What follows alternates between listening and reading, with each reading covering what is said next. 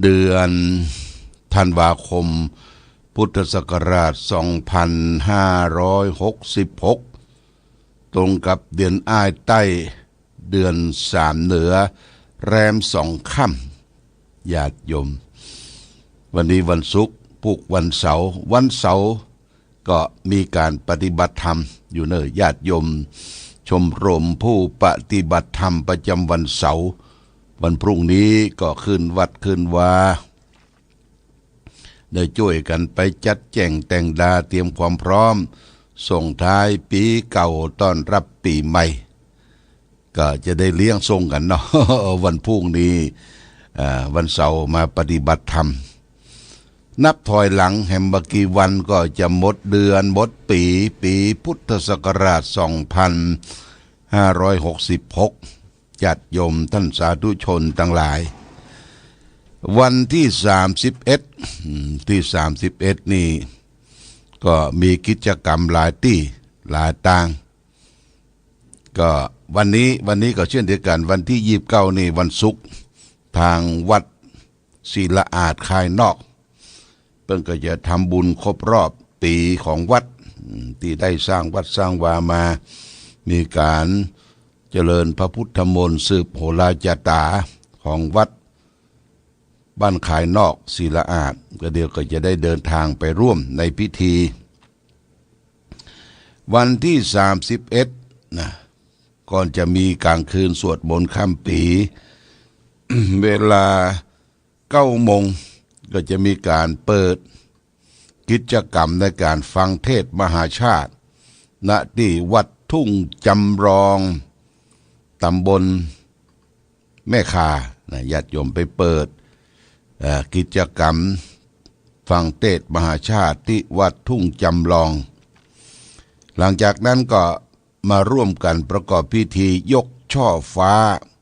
อุโบสถวัดห้วยโจ้นะวัดห้วยโจ้ตำบลแม่คาเช่นเดียวกันนะญาติโยมอันนี้สำหรับวันที่31กลางคืนวันที่31ที่วัดพระธาตุปูแช่หลวงพ่อก็จะได้เดินทางไปเทศธรรมหลวงธรรมมหาชาติกันที่11คือกันมหาราชเวลา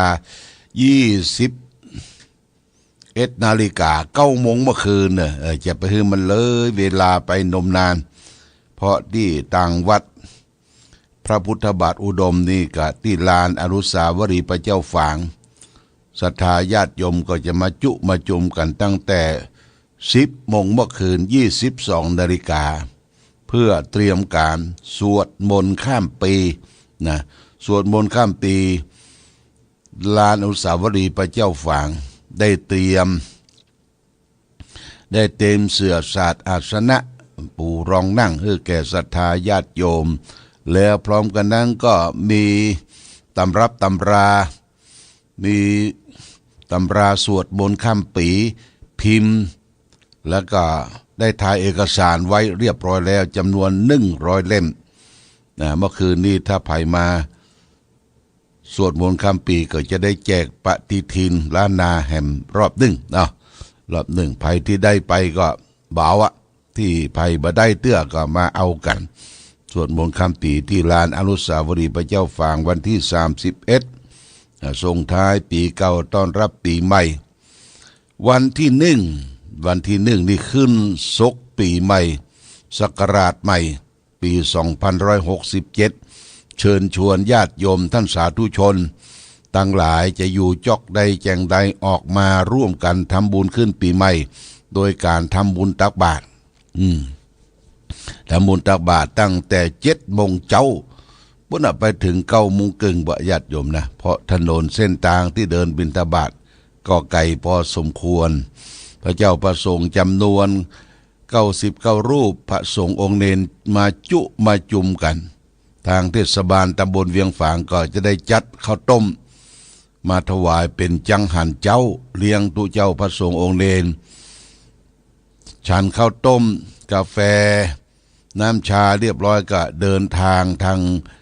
ลงทางบันไดนาคทิศใต้ผ่านหน้าวัดต้นรุงผ่านหน้าเลี้ยวซ้ายผ่านหน้าวัดจองแป้น ผ่านสี่แยกหนองอึงตรงไปออกที่ตลาดประบงแล้วก็เลี้ยวขวาไปตามถนนฝางแม่อายแล้วก็เดินทางต่อไปเลี้ยวขวาที่ปั๊มน้ำมันเฮียจิตเดิมแล้วก็ไปตามถนนท่าแปไปถึงสี่แยกท่านางพนังสามผิวแล้วก็เลี้ยวซ้ายผ่านตรงที่หน้าว่าการอำเภอฝางเดินทางต่อไปผ่านตลาดสดเจ้าฝางไปถึงสี่แยกกสิกรไทยเดินตรงต่อไปถึงหน้าตลาดโชคธานีแล้วก็วกกลับเส้นทางซ้ายวกกลับทางขวาเดินทางมาถึงสี่แยกกสิกรแล้วก็เลี้ยวซ้ายไปตามถนนสวนดอกไปถึงถนนสวนดอกสี่แยกสวนดอกก็เลี้ยวขวาไปตามถนนสวนดอกมาถึงท่านางพนางสามผิวแล้วก็เลี้ยวซ้ายขึ้นวัดอันนี้เป็นสถานที่เดินรับบิณฑบาตขึ้นปีใหม่ของพระภิกษุสงฆ์สามเณรหลายตนหลายองค์99องค์เพื่อจะได้โปรดพายายบุญศรัทธาญาติโยมเพราะฉะนั้นการทำบุญขึ้นปีใหม่ถือว่าเป็นมังคละเป็นมงคลเป็นดิถี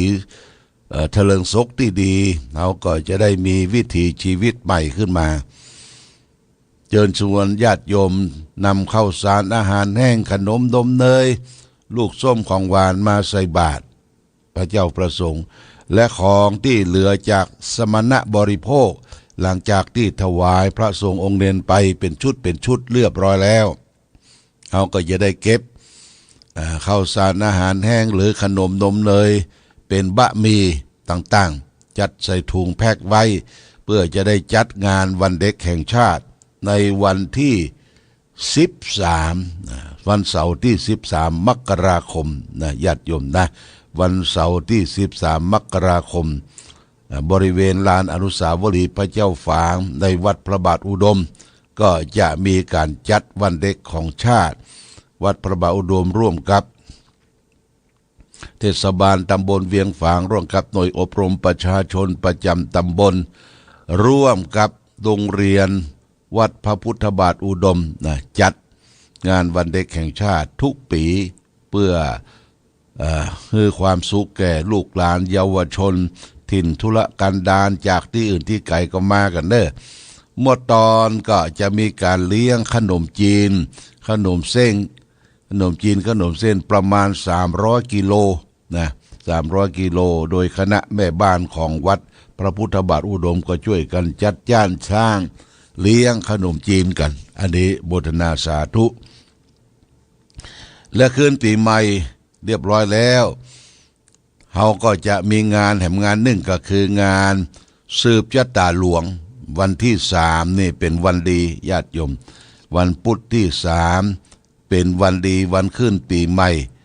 หลวงพ่อกำหนดการมีการสืบชะตาหลวงเป็นประจำทุกปีได้นิมนต์ตัวเจ้าประสงค์ประมาณ21รูป21รูปถึงพ่อแก่วัดพ่ออาจารย์ต่างๆที่จะได้ถวายร่วมกันได้มาเจริญพระพุทธมนต์สืบชะตาคงชะตานี้ก็ได้รับ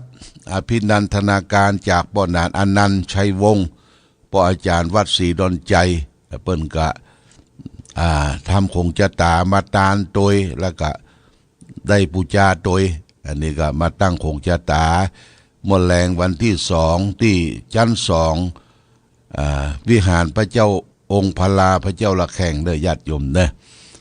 สืบชะตานี้ก็ญาติโยมท่านสาธุชนทั้งหลายก็จะได้ร่วมกันจัดภัตตาหารเพลจัดทหารเพลทางวัดก็ได้จัดทหารเพลก็มีญาติโยมเพิ่นแจ้งจำนงจะมาถวายบะหมี่ถวายข้าวซอยยมกนกพิษชัยนาก็จัดคือกลุ่มแม่บ้านห้วยงูในมาถวายข้าวซอยคุณกนกพิษชัยนาก็ติดธุระที่กรุงเทพนะอันนี้ก็มาร่วมด้วยช่วยกันทางร้านบุญศิริก็จะมาร่วมตั้งโรงทานถวายแก่พระเจ้าประสงค์และก็สืบชะตาศรัทธาญาติโยมวันสืบชะตานั้นก็จะมีการแจกปฏิทินเช่นเดียวกัน เพราะฉะนั้นซองสืบชะตาไผยังบ่ได้เตี้ยก็มาเอาเด้อที่ลานอนุสาวรีย์พระเจ้าฝางที่คุณสายใจฮั่นตระกูลหรือที่บนวัดซองนี้ก็บ่งบอกถึงชื่อวันเดือนปีเกิดอายุบ้านเลขที่อย่างต่างๆเขียนบรรจงลงไปแล้วก็ใส่ปัจจัยเต่าอายุหรือเกินกว่าอายุแล้วก็เพื่อจะเอาชื่อของเขาเนี่ยไปใส่โขงชะตาหลวงทุกเจ้าประสงค์จำนวน21รูปเนี่ยก็นั่งละลายกันเจริญพระพุทธมนต์สืบชะตาและมีธรรมเทศนาเนื่องกันเรียกว่าใจยะมงคล7ประการซึ่งเทศโดยหลวงพ่อท่านพระครูอดุลธรรมโสภิตวัดปทุมวาสหนองบัวรองเจ้าคณะอำเภอฝางจะมาเทศแต่ก็ได้นิมนต์ครูบาคำปันหรือพระครูสังวรประภัตเจ้าอาวาสวัดพระธาตุดอยแก้วผู้ที่เป็นครูบาอาจารย์อาวุโสที่สุดมาประพรมน้ำพระพุทธมนต์คือแก่ศรัทธาญาติโยมนะวันสืบชะตาก็มีเจ้าภาพสังฆยทานนะญาติโยมเจ้าภาพสังฆยทานก็สั่งชุดละ500 บาทชุดละ500 บาทก็มีพ่อบุญธรรมแม่รัตนาสั่งคำฟั่นอันนี้บ้านปงหนองเวียงป่าเป้าสั่ง500 บาทเบิ่งก็โอนมาเรียบร้อยแล้วแม่นิพามนเทียนบ้านบ่อนปิ่น500 บาทพ่อหลวงทวีศักดิ์สุทธเสนาหมู่3หนองอึ่ง500 บาทพ่อสมานผิวขาวบ้านเต่าดิน500 บาทแม่สมควรดงดังบ้านสวนดอก500 บาทคุณวารินจักรุ่งโรจน์ตลาดประวง500 บาทแม่อุ้ยตุ้ยทองอินหนองอึ่งเหนือ500 บาทสอทอฐานิเทศเหลืองสุวรรณหนองอึ่งใต้500 บาทแม่ดาคำพิละเตาดินสั่ง500 บาทป้อนานจรันแม่คำใบบุญที่มาเวียงสุโธ500 บาทคุณประกายพันอุบเงินบ้านเตาดินสั่ง500 บาทคุณอนกรักษ์สุนทราบ้านเตาดินสั่ง500 บาทคุณแม่สมจิตธรรมสอนบ้านเตาดิน500 บาทแม่สุภาพรมั่งมูลบ้านดองฮงสั่ง500 บาทอาจารย์จำนงอาจารย์วนิดาณคำปาบ้านดองอึ่งใต้สั่ง500 บาทนายมนตรีนางปรณีหานตระกูลดองอึ่งใต้สั่ง500 บาทแม่ตาชัยวงศ์สวนดอกใต้สั่ง500 บาทแม่เพ็ญพรชัยเกตสวนดอกใต้สั่ง500 บาทป้อสมบูรณ์บุญทาวงศาสวนดอกเหนือสั่ง500 บาทนายสกลนางเข็มทองการบูลบ่อหินสั่ง500 บาทคุณอัมพันธ์อินทวงศ์เต่าดินสั่ง500 บาทคุณวันเพ็ญมณีรัตน์สวนดอกสั่ง500 บาทคุณณรงค์นางสายพินวีรพันธ์สั่ง500 บาทนายจุ้ยเลี้ยงแซ่เล้าบันดอยสั่ง500 บาทอาจารย์สานิตนางอุพรเรือนสุภาสั่ง500 บาทนี่หนองฮงคุณศรีสุดาคนงามเวียงป่าเป้าสั่ง500 บาทแล้วก็แม่สุแก้วศิลาพรบ้านหนองฮงลำปูน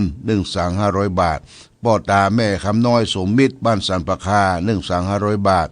แม่แก้วรุนไตรตระกูลหนองยาวใต้สั่ง1,000 บาทแม่บัวพัดอุรันแม่ศูนย์ต้นซ่านสั่ง500 บาทพ่อหลวงแม่หลวงอุดุมพรเดือนคำจันทร์บ้านแม่เมากิเล็กสั่ง500 บาทคุณระพีพันธ์เครือโยเจรันหลังทกสฝางสั่ง500 บาทแล้วก็พระอธิการสิทธานสิริมังคโรวัดชัยมงคลหนองพนังสั่ง1,000 บาทแล้วก็ป้อแม่สายลุงพิกุลแล้วก็พร้อมโดยครอบครัวได้มามอบตะกี้นี่นะป้อน้อยบุญปันแม่สายลุงพิกุลสั่ง500 บาทอนุโมทนาสาธุกับญาติโยมท่านสาธุชนเป็นเจ้าภาพเจ้าศรัทธาสังฆทายทานถวายพระภิกษุสงฆ์ถวายพระเนรที่ประกอบพิธีมังคละมงคลสวดคือสืบชะตา สืบชะตาในวันที่3 มกราคมเนอะญาติโยมตั้งแต่9 โมงก่อนจะ9 โมงก็จะมีการวางศิลาฤกษ์สร้างพระพาที่ประทับของเจ้าน้อยมหาวงศ์เจ้าน้อยบุญทาวงศาที่ลานอนุสาวรีย์พระเจ้าฝางทางทิศตะวันออกของอนุสาวรีย์พระเจ้าฝางพระนางสามผิวได้ล่อคานล่อเสาล่ออย่างเตรียมเรียบร้อยแล้วญาติโยมนะ7 โมงไปที่หั่น7:21 นาทีหลังจากที่ท่านอาจารย์พระมหาแสงเปิ้นได้กล่าวโยงอย่างเรียบร้อยแล้วนะกล่าวโยงเรียบร้อยแล้วทรงไว้อย่างต่างๆเรียกว่ามาประกอบพิธีก่อนที่จะวางศิลาฤกษ์เวลา7:21 นาทีนะญาติโยมจะวางศิลาฤกษ์แผ่นศิลาฤกษ์ลงเขาก็จะได้ชยันโตจุดประทัดไซโยโห่ร้องเป็นสร้างที่ประทับพระพาของเจ้าน้อยบุญทาวงศาเสร็จแล้วญาติโยมก็ขึ้นมารับทานข้าวต้มตอนเช้าทำต้นตอนเช้าเสร็จเรียบร้อย9 โมงเขาก็จะได้มาสืบชะตาในวันที่3มี2 รายการนี่แจ้งญาติโยมท่านสาธุชนทั้งหลายได้รับทราบในกิจการงานของวัดพระบาทอุดมวันนี้ได้มาพบก็จะเอาสารธรรมมาฝากคือแก่ศรัทธาญาติโยมวันนี้เอาเรื่องของว่าโดยธรรมดาของคนดีนะเนี่ยญาติโยมนะเฮาคนดีเนี่ยมันเป็นคนดีจะใดมันดีหลายอย่างดีหลายประการแต่พระพุทธเจ้าตรัสไว้ในพระไตรปิฎกคุตกนิกายธรรมปฐกถาพระไตรปิฎกเล่มที่21หน้า1978พระพุทธเจ้าตรัสว่ากโรนติเหเตสะชีนังสะคาโรปันนังระชันตาสตะเมสะธรรมโมนี่แปลว่าแท้จริงเพื่อนย่อมสละชีวิตทำเพื่อเพื่อนได้นี่เป็นธรรมดาของคนดีนะญาติโยมนะบอกว่าธรรมดาของคนดีเนี่ยพูดว่าแท้จริงนะแท้จริงเพื่อนย่อมสละชีวิตทำเพื่อเพื่อนได้นี่เป็นธรรมดาของคนดีคำว่าสละชีวิตคือแก่เพื่อนแก่คนที่ฮักกันเนี่ยบ่ใช่สละชีวิตคือตายไปบ่ใช่ญาติโยมเฮามีอย่างอนุเคราะห์สงเคราะห์ช่วยเหลือเฟื่อฟายสละซึ่งกันและกันเมื่อเฮายังมีชีวิตอยู่ร่วมกันคนเฮาจะหันอกหันใจกันนี่ก็ดูที่ความเสียสละช่วยเหลือเมื่อได้เกิดทุกข์ได้ยากลำบากอยากกั้นช่วยเหลือเฟื่อฟ้าซึ่งกันและกันนะพระพุทธเจ้าทรงยกย่องว่าเป็นคนดีนะเป็นคนดีในทางคติในทางพระพุทธศาสนาไม่ใช่ว่าเพื่อนเฮาถูกหายนะความเสียหายไปย่ำไปยีให้เขาได้รับความเสียหายต่อไปแฮมคือต้องไปมะกันช่วยกันช่วยเหลือเฟื่อฟายซึ่งกันและกันเนี่ยอย่าบัทิ้งกันไว้ในข้างหลังมีอย่างก็ช่วยกันคนละไม้ละมือเฮาแล้วว่าถือว่าเป็นคนดีอย่างนี้เป็นต้นนะญาติโยมนี่พระพุทธเจ้าก็ตรัสว่าธรรมดาของคนดีเนี่ยนะคือเขาจะต้องเสียสละมีอย่างช่วยเหลือเฟื่อฟายซึ่งกันและกันอนุเคราะห์สงเคราะห์บ่เหลือบากว่าแหงบ่แย่หยังมันมีอัตตาตนตัวเรียกว่าเอาตัวเองเป็นใหญ่แล้วก็เอาเปรียบคนอื่นเก่า ญาติโยมนะคนที่เอาเปรียบคนอื่นเก่าเนี่ยมันเป็นหันประโยชน์ส่วนตัวนี่พระพุทธเจ้าว่าเป็นคนไม่สะอาดอสุจีมนุษย์ผู้เห็นประโยชน์ส่วนตนเป็นคนไม่สะอาดเฮายกตัวอย่างง่ายๆนะญาติโยมเปิ้นฮื้อมาแบ่งของนะเอาเนี่ยตัวเจ้าเปิ้นได้ของมาละได้ของสิ่งนั้นสิเอาญาติโยมช่วยกันแบ่งเด้อคนนี้เป็นคนแบ่งนะญาติโยมแบ่งเป็นปุ้น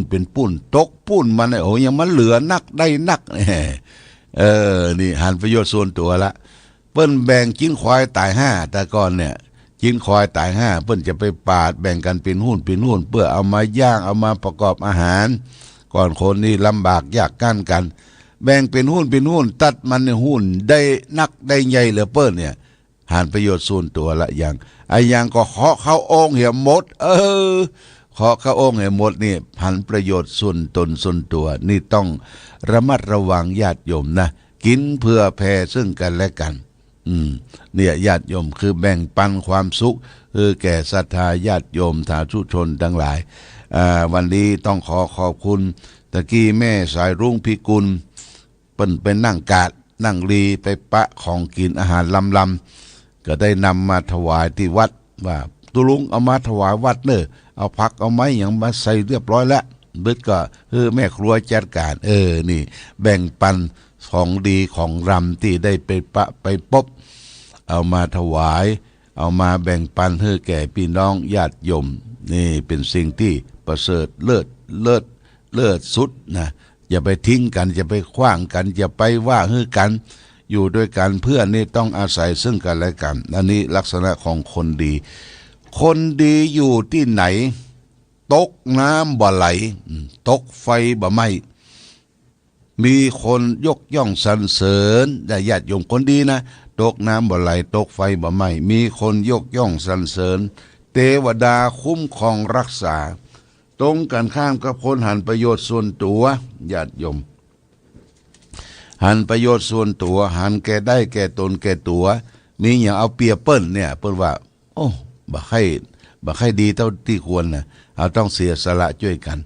องค์พระสัมมาสัมพุทธเจ้าของเรานี่เป็นอาทิเป็นตัวอย่างพระองค์ที่เป็นนอเนื้อกษัตริย์อยู่ในพระราชวังกรุงกบิลพัสเนี่ยญาติโยมจะให้กินยังบริโภคยังมีนางสนมกำนันนี่อายุ14-15นี่เป็นปันคนมีดุริยะดนตรีจะไปที่ไหนเปิ้นหามเฉลียงไปแต่พระองค์ว่านั่นมันเป็นประโยชน์ส่วนตนพระองค์ก็ได้สละทุกสิ่งทุกอย่างออกทรงผนวดออกบวชเพื่อประโยชน์ชนหมู่มากญาติโยมนะ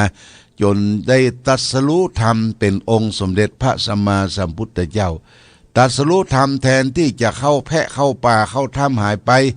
พระองค์ก็กลับมามีเมตตาธรรมเผยแผ่สัจธรรมคำสอนของพระองค์ไปทั่วทุกมุมโลกจนเวลาถึง80 พรรษาเผยแผ่ธรรม45 ปี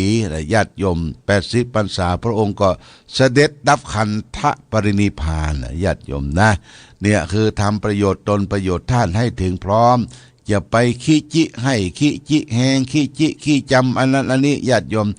ของที่เกิดขึ้นมาทุกวันเนี่ยเป็นของเกิดขึ้นจะเป็นผักไม้ไส้เกลือผลหมากรากไม้ไปปะไปพบได้ก็มาเฉลี่ยมาเจียจานซึ่งกันและกันนี่คือ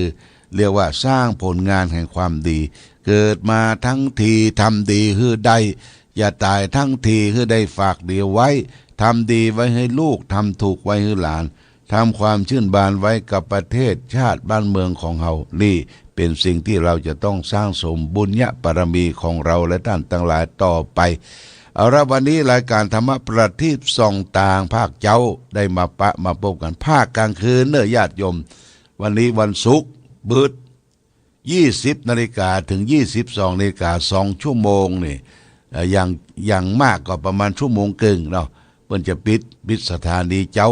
ได้มาพบได้จะได้ออนไลน์ไปในคลื่นสีขาว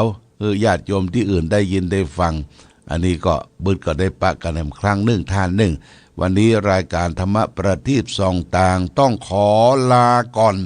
ขอผู้ฟังจงตั้งมั่นจิตหันษาด้วยธรรมะขององค์พระพุทธาได้นำพาให้เกิดความสุขสงบเย็นขอเจริญพรมาโคมีพุทโธเป็นที่นำทาง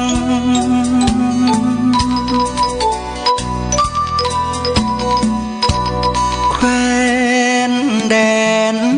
กำเนิดเกิดมาบ้าน สันป่าคาอำเภอแม่อายตำบลแม่สาวของเมืองธงชาติและเพลงชาติไทยเป็นสัญลักษณ์ของความเป็นไทยเราจงร่วมใจยืนตรงเคารพธงชาติด้วยความภาคภูมิใจในเอกราชและความเสียสละของบรรพบุรุษไทยประเทศไทยรวมเชื้อชาติไทยเป็นประชารัฐผ้าไทยของไทยทุกส่วนอยู่ดำรงคงไว้ได้ทั้งมวลด้วยแค่ล้วนหมายรักษาพันธินไทยนิรักสงบแต่ถึงรบไม่กล้าเอกราชจะไม่ให้ใครคุมขีสละเลือดทุกอย่างเป็นชาติทะเลพระดวงประเทศชาติไทยทวีมีชัยชโย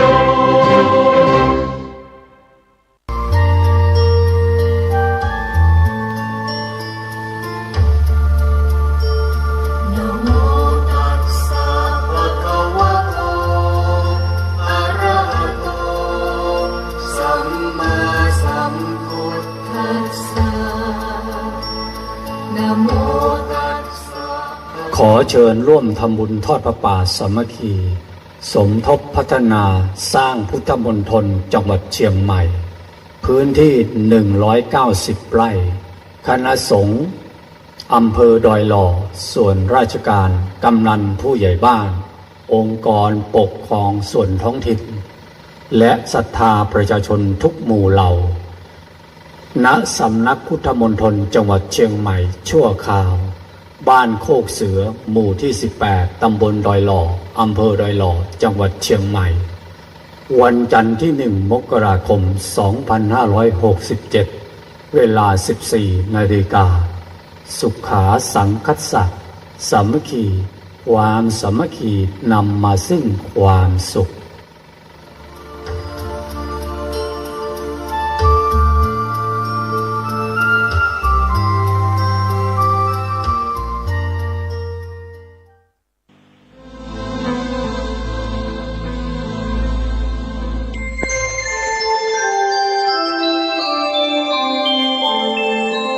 ขณะนี้ท่านกำลังฟังสถานีวิทยุกระจายเสียง FM 104.5 เมกะเฮิรตซ์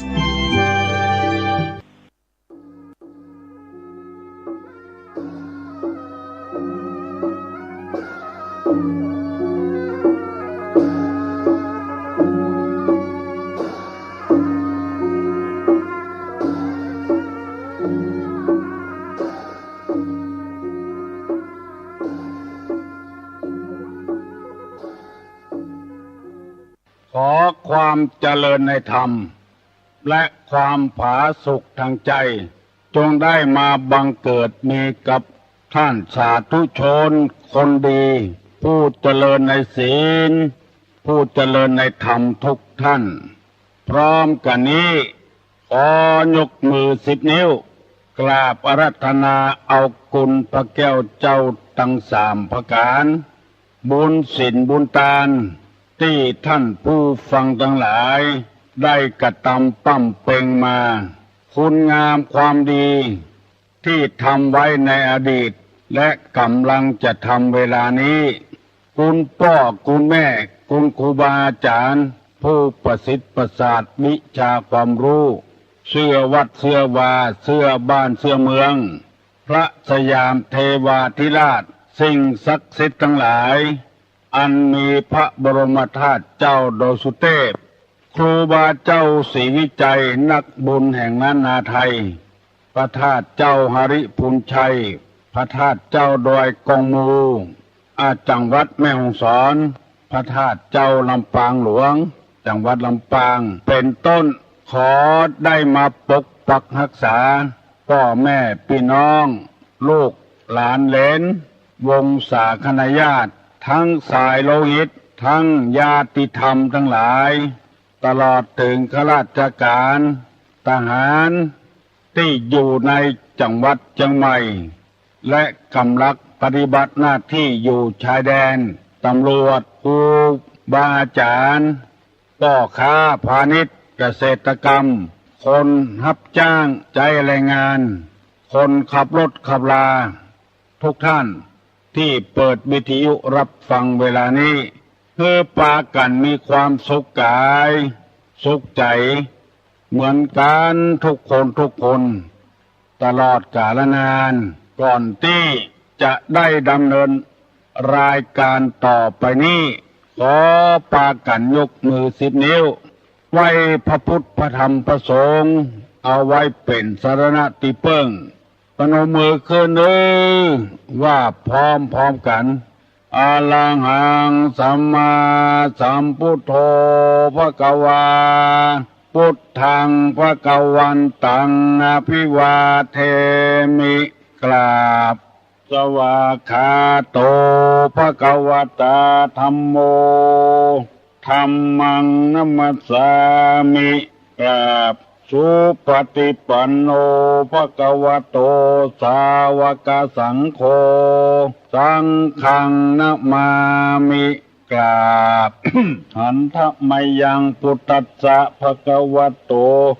บุพภาคณะมะกะลังกะโลมาเสนะโมตัสสะภะคะวะโตอะระหะโตสัมมา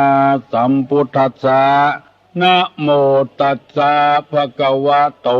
อะระหะโตสัมมาสัมพุทธัสสะนะโมตัสสะภะคะวะโตอะระหะโตสัมมาสัมพุทธัสสะพุทธังสรณังกัจฉามิธัมมังสรณังกัจฉามิสังฆังสรณังกัจฉามิ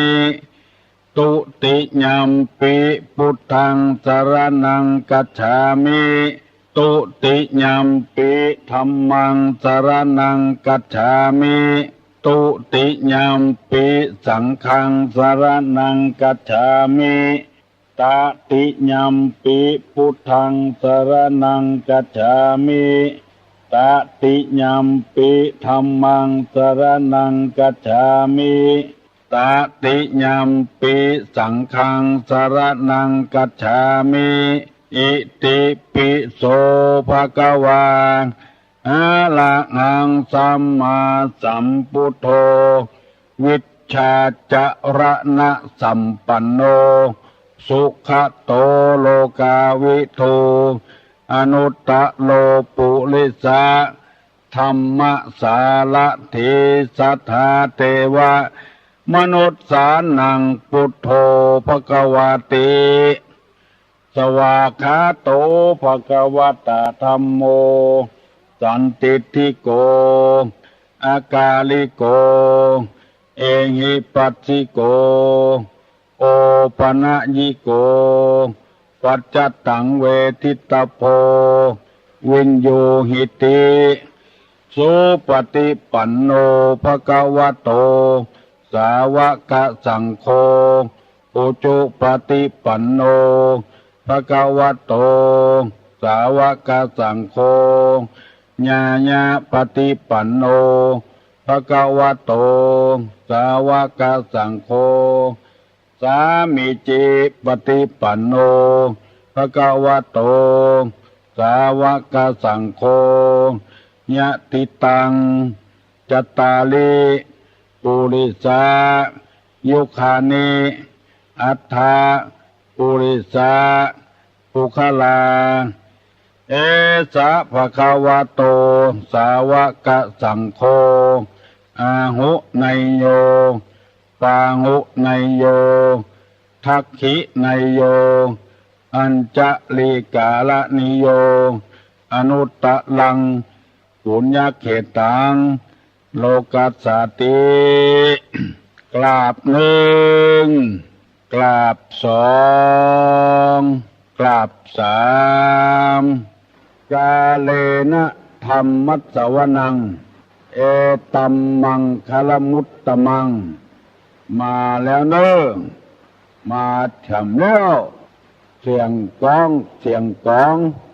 เสียงมองต่ำเข้าเสียงตุเจ้าเทศนาธรรม มาถึงบ้านมาถึงบนเรือนมาถึงในเรือนมาถึงในมุ้งในสุดมาถึงในเรือนไฟมาถึงเพื่อห้องน้ำมาถึงในรถที่กำลังขับอยู่มาถึงในกาดที่ติ้ววิทยุไปเปิดตัวมาถึงกูที่กูตางนึกที่พี่น้องทั้งหลายเปิดวิทยุรับฟังเพื่อให้โอกาสท่านทั้งหลายได้มีความรู้มีความเข้าใจเรื่องการไหว้การสาการกราบสัมมาคารวะมีมารยาทที่ดีสมกับเป็นพุทธบริษัทในทางพระพุทธศาสนาซึ่งบรรพบุรุษของเราได้ยึดเอาไว้เป็นศาสนาประจำบ้านประจำเมืองโดยที่เป็นศาสนาที่มีแก่นมีสารไหว้สาเคารพนับถือ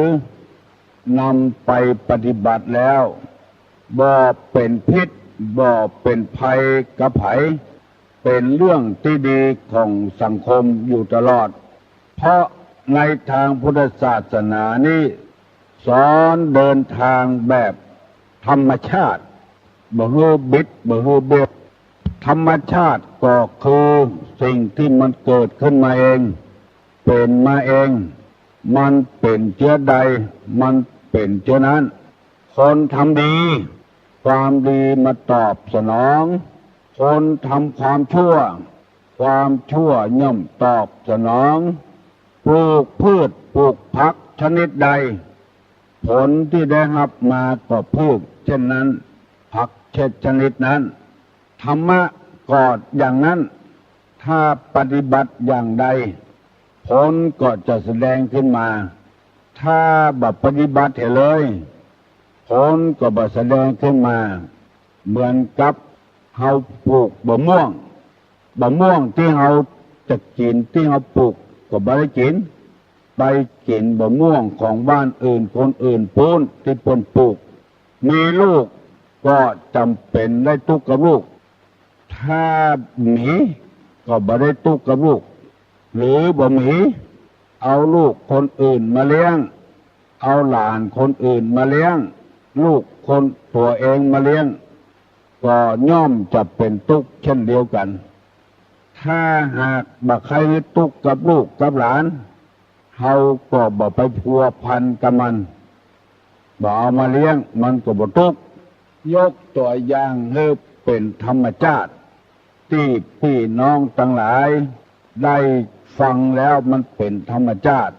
คนที่บ่มีรถก็บ่เดือดว่าน้ำมันแพงเพราะว่าบ่มีรถเอาน้ำมันเข้าใส่เปิ้นก็บ่เดือดหมู่ที่มีรถก็เดือดเพราะน้ำมันแพงมันเป็นธรรมชาติเพราะเอาซื้อรถมาต้องใส่น้ำมันเมื่อมีรถแล้วมีน้ำมันแล้วบ่มีคนขับก็ต้องทุกข์ทำแล้วตัวเองขับบ่จ้างขับบ่เป็นได้อันนั้นมาก็ต้องเป็นทุกข์กับอันนั้นถ้าบ่ได้ก็บ่เป็นทุกข์บ่มีเงินบ่มีทองก็เป็นทุกข์เพราะเฮาใจจ่ายสุรุ่ยสุร่ายเฮาขี้ค้านบ่ประกอบอาชีพอันใดอยู่กินละเหินเปิ้นขอไปเลยอันนี้ก็คือเป็นธรรมชาติเปิ้นมั่งมีสีสุขเพราะเปิ้นมันเปิ้นขยันตื่นเมื่อตี 3 ตี 4แล้วเฮายังอยู่ที่นอนอยู่ประเดี๋ยวนี้เฮาก็สู้เปิ้นบ่ได้เปิ้นได้ไปไกลแล้วอันนี้พูดสำหรับคนธรรมดาก็กาพาณิชย์คนเนี้ยให้ใส่สวนสำหรับข้าราชการบ้านเมืองตลอดสัปดาห์หนึ่ง5 วันเต็มอันนี้ก็หันใจเพิ่นพ่องบั่นจะนอนอยู่ก็บ่ว่าหยังนอนประเตอะอาจารย์เอ้ยนอนประเตอะครูเฮ้ย ตำรวจเอ้ยทหารเอ้ยทหารก็บ่ได้ตำรวจก็บ่ได้เพราะมีกฎข้อบังคับอยู่แล้วสำหรับครูบาอาจารย์ก็ดีนายแพทย์ก็ดีพยาบาลก็ดีลูกขวายนั่นก็ได้แต่บางคนพอถึง6 โมงเนี่ยอยู่บ่ได้ละฟังเทศน์เพราะฉะนั้นพระพุทธศาสนาเฮาจึงเป็นศาสนาธรรมชาติคนใดทำเจือใดก็ได้ผลฉะนั้นแล้วมีความจำเป็นอย่างยิ่งที่คนเฮาจะต้องปฏิบัติตามหลักธรรมชาติอย่าไปฝ่าฝืนมันถ้าฝ่าฝืนมันเมื่อใดก็เดือดร้อนเมื่อนั้นเอาง่ายๆวิทยาศาสตร์คือการฝ่าฝืนธรรมชาติเพราะว่ามันเล่นงานขึ้นมามันก็เล่นดื้อๆมันแบบงามแบบเหมือนธรรมชาติต้องใส่เชื้อเพลิงให้มันต้องใส่มันเครื่องให้มันใครจะฟังบ่เข้าใจแต่ธรรมชาติของคนเนี้ยบ่ต้องเตือนอย่างแล้วกินข้าวป่าอาหารตามธรรมดานี่แหละสมมติว่าเฮารถไปเข้ายางระเบิดเหียขับไปสั่นทึดเหียอันนี้คือการฝืนธรรมชาติมันจะฮื้อเหมือนใจโดยทั่วไปนะเป็นไปบ่ได้บางครั้งมันไม่อยู่แต่เราต้องเสียเงินเสียทองเสียก้าทนุบำรุงมันอย่างเขี้ยวปลอมกับเขี้ยวแตะเขี้ยวแตะนี้บ่ต้องระวังรักษาอย่างกินข้าวแล้วก็แปรงฟันอย่าลุกมาก็แปรงฟันทำความสมาอาดทุกมันจ้านะก็ต้องไปรักษาเนี่ยพอถึงข้าวมันหล่อนไปเอาเขี้ยวใหม่เขาใส่นั่นคือธรรมชาติเขี้ยวใหม่นี้บ่เกยกับปากกับคอกับปากกับคอบางคนเลยกินข้าวกินน้ำตึดออกก่อนอยู่มีใส่จังงามอย่างเดียวเวลากินข้าวบ่ม่วนอันนี้คือการฝืนธรรมชาติหัวเข้ากะเป็นดามเล็กดามหลาขึ้นจะเนี้ยเหมือนเก่าเหมือนเดิมบ่ได้บ่เหมือนธรรมชาติอันนี้คือวิทยาศาสตร์ฝืนธรรมชาติคนเฮาถ้าฝืนธรรมชาติเมื่อใดเหมือนเข้าก็เดือดร้อนเหมือนอันแต่ธรรมชาตินี่มันเป็นไปด้วยระเบียบของมันต่างหากตุลงได้บอกว่าลักษณะของคนนี้ต้องรู้จักตัวเก่านั่นก็คือการคนที่มีการเสงี่ยมเจียมตนนั้นไผก็ฮักก็ชอบมีกิริยามารยาทเรียบร้อยตุลงได้นำมาเสนอไปแล้วหลายข้อแล้วต้องเสงี่ยมเจียมตนคนเฮานี่ดัดได้ไม้บางอย่างก็ดัดได้เอามาแปลงรูปจ้างพ่องรูปนกพ่องรูปกระต่ายพ่องเพราะคนเฮาดัดมันดัดอยู่ตลอดเวลาพอเผลอมากิ่งไม่ออกมาก็บ่เป็นรูปนกบ่เป็นรูปจ้างแล้วแต่ว่าคนเฮาดัดตัวเดียวนิสัยมันจะเป็นไปตามนั้นที่ตุลงนำมาเสนอไปแล้วคือมีใจอ่อนน้อมบังคับที่จิตที่ใจพุ่นอย่าไปใจกระด้างกระเดืองถ้าใจอ่อนน้อมครบยำแยงแล้วร่างกายมันก็จะอ่อนน้อมไปตัวกำอู้กำจ่ามันก็จะอ่อนไปตัวถ้าจิตใจกระด้างกระเดืองกำปากก็จะกระด้างไปตัวตีนมือนิสัยร่างกายก็จะกระด้างกระเดืองไปตัวบ่ยอมอยู่ในอำนาจของไผบ่ยอมเชื่อฟังกำไผแม้แต่ผู้นำของประเทศรู้อำนาจแต่ความอยากที่เกิดขึ้นเป็นไปโดยดีๆแต่เพราะนิสัยจิตใจกระด้างกระเดืองบ่อ่อนน้อมบ่เคารพนับถือรัฐบาลเนี่ยอย่างควางหูควางตาไปหมดบ่เหมือนเจ้าบ้านเฮาธรรมดาปฏิบัติติดตามที่รัฐบาลสั่งมาผู้ที่มีใจกระด้างกระเดือง จะต้องเป็นคนอย่างที่เขาว่ารัฐบาลไปคุกพุ่นอยู่กับเจ้าบ้านเจ้าจองเพราะว่าหาเสียงรัฐบาลไปต่างประเทศเพื่อไปสัมพันธไมตรีก็ว่าระยะนี้ไม่ควรไปเนี่ยยังบ่ได้สักอย่างเพราะว่าใจบ่อ่อนน้อมมาก่อนปากก็เลยบ่อ่อนน้อมทำไม่ยังเป็นพิษเป็นภัยเป็นหมดเนี่ยคือมันฝืนธรรมชาติเปิ้นทำความดีรู้อยู่ว่าเป็นความดีก็ว่าเปิ้นยึดเป็นฐานหาเสียงหมู่นี้เป็นต้นสองมีความเจียมตนสงเงียมเจียมตนรู้ฐานะรู้ความเป็นอยู่บ่อาจเอื้อมขึ้นไปสู่เบื้องบนปากก็เจียมกำปากตัวเองก็เจียมตัวเองอันนี้มันเป็นธรรมชาติเพราะคนเรานี่อ่อนน้อมไปได้ฝืนธรรมชาติไปพ้องนั่นก็คือบังคับจิตบังคับใจมาเสียประโยชน์ได้ประโยชน์มาสู่เปิ้นสู่ตัวเป็นคนอ่อมน้อมคบยำแยงผู้เฒ่าผู้แก่สามบ่ถือตัวสี่บ่ยิงยโสห้าทำตนเหมือนผ้าเช็ดเท้าทำความสะอาดให้เปิ้นให้ความสะดวกให้เปิ้นหกทำตัวเหมือนกับโคเขาขาดบ่มีพิษบ่มีภัยบ่ควิดไผบ่ไล่ฆ่าไผเจ็ดทำตนดุจงูพิษที่ถูกรีดแล้วบ่มีพิษบ่มีภัยกับไผ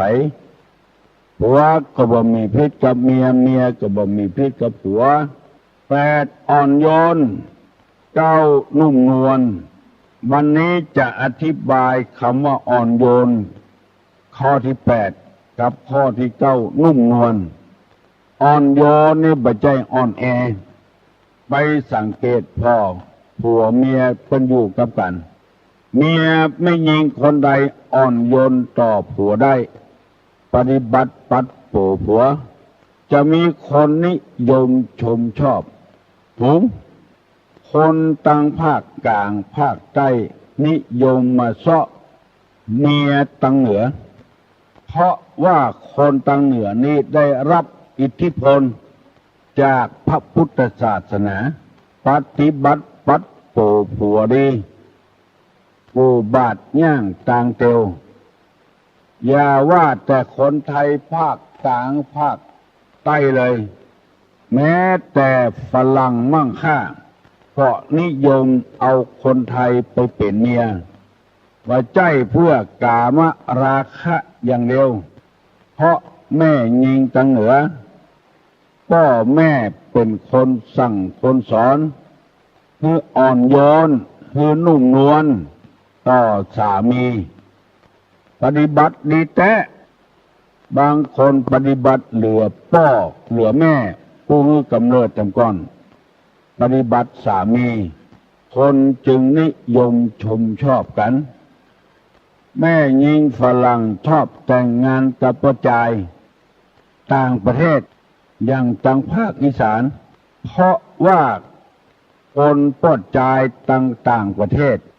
มีความนุ่มนวลอ่อนโยนบ่เหมือนคนไทยเฮาเหี้ยมโหดกินเหล้าเมายามาแล้วมาไล่เตะลูกเตะเมีย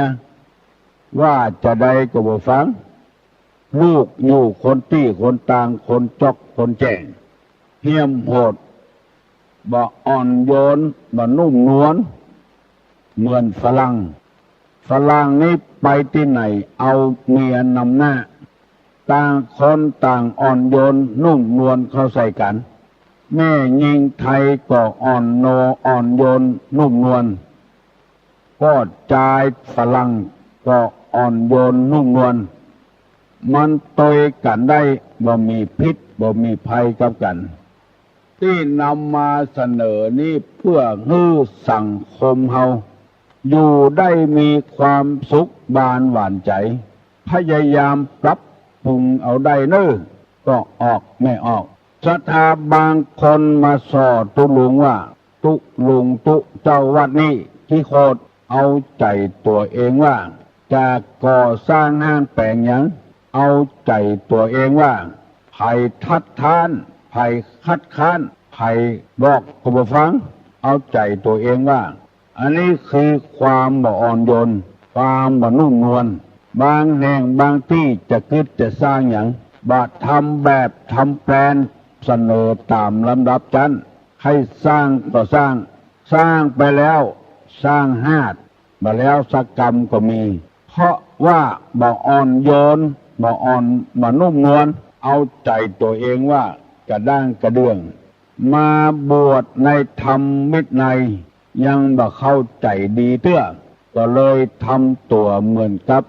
เป็นเจ้าบ้านธรรมดาพฤติกรรมเป็นเช่นนั้นไผว่าก็บ่ได้เพิ่นตักเตือนก็ว่าเพิ่นอิจฉาเพิ่นแกล้งว่าได้พยายามปรับปรุงนิสัยตัวเก่าให้นุ่มนวลให้อ่อนโยนมีหลายวัดหลายวาที่ศรัทธาบ่อยใครเข้าวัดเขาว่าเพราะตัวเจ้าบ่อ่อนโยนบ่นุ่มนวลสวกมือศรัทธาไปปล่อยหลวงบัดโตยขบวนขวตาลไปที่อื่นที่ไกลเหรอคนที่คนต่างที่นำมาเสนอนี้บัดได้ว่าให้ไผสักคนเพื่อให้พ่อแม่พี่น้องลูกเต้าหลานเลนพระสงฆ์พระเจ้าได้มีนิสัยนุ่มนวลและอ่อนโยนหรืออ่อนโยนและนุ่มนวลอู้กับพอออกไม่ออกอู้อย่างนุ่มนวลเข้าใจดีอย่าไปโอหังทางแตกลูกเต้าก็ดีผัวเมียก็ดีพ่อกับแม่ก็ดีหัวหน้าคนก็ดีข้าราชการทหารตำรวจก็ดีถ้าคนใดอ่อนโยนและนุ่มนวลหัวหน้าเจ้านายอ่อนโยนนุ่มนวลต่อลูกน้องก็ฮักบ่แปลงไปใจอำนาจบาดใหญ่เกินไปมันก็หมดที่หมดทางพระพุทธเจ้าทำเป็นตัวอย่างบางคนจะมีคนฆ่าคนแกงบ่คอดกรรมบ่กระทำเวรอย่างเสียอย่างธรรมชาติจึงจะลงโทษมันคนเดียวปล่อยมันตามความต้องการของมันเช่นพระเทวทัตใส่ร้ายป้ายสีพระพุทธเจ้ากู้ยังแม้แต่ลมหายใจบดายก็ใส่ร้ายคือพระพุทธเจ้าโคตรแต่พระองค์ก็บ่โคตรยังนุ่มนวลอยู่ตลอดเวลาไปที่ไหนครั้งหนึ่งพระองค์ไปบิณฑบาตคนที่นอกศาสนาบ่มีศาสนาหานพระพุทธเจ้ามาบิณฑบาตมาเจ้าพร้อมกับด้วยภิกขุทั้งหลายคนนอกศาสนาปากันไล่ด่าพระพุทธเจ้าไปตั้งใดก็เกิดด่าจนพระอานนท์ทนบ่ได้ทูลถามว่าพระพุทธเจ้าหมู่นี้มันด่าตึงวันพระพุทธเจ้ายังบ่ย้ายไปที่อื่นเนี่ยพระองค์บอกว่าอานนท์เอ๋ยถ้าเฮาย้ายไปที่อื่นด่าเฮาแถมเฮาก็ย้ายไปแถมเฮาใจความอ่อนโยนใจความนุ่มนวลดีกว่าที่เขาด่านั้นมันบ่มีเป็นความจริงเขาใส่ร้ายป้ายสีต่างหากเขาบ่ฮู้น้ำทำคำสอนของเฮาเขามีนิสัยเจอี้มาแต่โคตรแต่เงาของเขาเพราะฉะนั้นเฮาจะบ่หนีเฮาจะอยู่เจ๊ะถ้ามันมีความผิดอย่างเขาว่าหมู่หัวโล้นหมู่บ่ทำประโยชน์หยังนุ่งผ้าก็นุ่งแบบไม่ยิงแจ้งมาก็เสาะขอกินกับเปิ้นหมู่สุดกำปิดอย่างหมู่เนี้ยหมู่นอกศาสนาด่าเปิ้นมันบ่เป็นไปอย่างนั้นเฮาบ่ได้ไปเบียดเบียนไผกุมบาดแผลขึ้นร่องไผจะใส่เฮาก็จะเอาไผบ่ใส่เฮาก็บ่เอาสุดแล้วแต่เจตนาความสุขของเพิ่นเฮาทำอย่างนี้เฮาบ่ได้เกียรติได้ค้านอย่างที่กรรมเขาว่าอันนี้เฮาทำนุ่มนวลเฮาทำมันอ่อนโยนเฮาบ่ได้ไปท้าประทายเขาบ่ไปละอยู่นี่ก่อนเถอะนานไปความนุ่มนวลความอ่อนโยนของพระพุทธเจ้าสามารถชนะ หมู่ที่นอกศาสนา ฟังธรรมนักเข้าก็เลยเกิดศรัทธาเลื่อมใสพระพุทธเจ้าไปเอง อาศัยความนุ่มนวลอาศัยความอ่อนโยนมาเดี๋ยวนี้นิยมน้ำยาอีกอย่างหนึ่งเรียกปรับความนุ่มซักผ้าเสร็จแล้วใส่น้ำยาปรับความนุ่มนุ่งผ้าที่ปรับความนุ่งแล้วมันม่วนใส่สบายผ้าที่มันแข็งนี่มันใส่บ่อ่อนนุ่มใส่บ่สบายเพราะว่ามันแข็งนอนทับก็แข็งถ้าปรับความนุ่มเห็นแล้วนุ่งม่วนอุปมาฉันใดขอเมตตาผู้ฟังทุกคนได้พยายามเป็นคนอ่อนโยนเป็นคนนุ่มนวลจะไปทอมตัวนักก็บ่ดีเฮายังมีพิษมีภัยอยู่แต่ใจความนุ่มนวลความอ่อนโยนผัวทำก็ได้เมียทำก็ได้ลูกทำก็ได้ทำพ่อทำก็ได้แม่ทำก็ได้อย่างสมัยปัจจุบันนี้ใครอ่อนเกินไปลูกก็เลยได้ใจแต่ก่อนนี้ห้องแม่เฮ้ยก็เฮ้ยกี่ข้าวแล้วกาว่าบักกินเตื้อกะมาเดี๋ยวนี้ต้องคับต้องผมใส่ละอ่อนกูบาดย่างตังเตียวลูกของแม่เจ้าอ่อนโยนอ่อนนุ่มฟังแล้วมันม่วนมีหลายคนติใจวาจานุ่มนวลต้องคนพ่อลูกกินเข้าด้วยกันกินไปลูกมันไปคบใส่ฮัดใส่ทรายกินกับเข้าให้ขึ้นพ่อบอกถามว่าให้อย่างพ่อคบใส่ฮัดให้โอ้ดักเหี่ยพ่อเข้ามันปลูกกับดินมันก็เอาพ่ออดเอาเหี่ยนุ่มนวลใส่ลูกน้องเอ๋ยปีหน้านะเฮาปลูกเข้าเฮาบ่ปลูกกับดินนะเนาะเฮาไปปลูกบนป่ายไม้พุ่นเนาะลูกเนาะเราเกิดพอเรานุ่มนวลขนาดนักนุ่มนวลต่อลูกมันก็คิดได้ว่าไปเป็นได้จะได้เอาเข้าไปปลูกบนป่ายไม้มันปลูกกับดินมันก็ย่อมเป็นหัดอยู่พ่องตุลงไปหันคนที่อ่อนนุ่มอ่อนโยนและอ่อนนุ่มนวลนี่ไปหันก็ขุนสังกะแปงเนี่ยก็ขุนเป่าก็ขุนเป็นประชาเตื้อนึ่งปนิมนต์ประเทศเพิ่นก็มานั่งนี่ป้อเป็นป้อของพ่อเลี้ยงสวนโลเป็นป้อของพ่อเลี้ยงทองใบโลเป็นเล่าให้ฟังใจความนุ่มนวลเนี่ยก็ถามว่าอันกาพ่อเลี้ยงสวนอยู่นี่ก็อยู่รู้ทุกเจ้าหรอพ่อเลี้ยงพ่อเลี้ยงสวนลูกเปิ้นแต่เจ้าบ้านห้องพ่อเลี้ยงก็ห้องตัวเปิ้นห้องลูกเป็นพ่อเลี้ยงมันนุ่มนวลตุลงได้ยินแล้วจำตะฮอดมาเดียวเป็น40-50 ปีที่ล่วงแล้วมาแล้วอันนี้ยกตัวอย่างให้ฟังพ่อเลี้ยงใบพ่อเลี้ยงสวนนุ่มนวลอ่อนโยนว่าตามเจ้าบ้านว่าตามทุกเจ้าอันนี้ยกตัวอย่างให้ฟังพ่อคุณเปาคุณเป็นประชานี่มีเมียถึง3 คนอยู่ด้วยกันทั้งหมดบ่มีการทะเลาะเบาะแว้งกันบางคนนี่เมียเปิ้นตายไปเป็นเมียของเปิ้นทำไม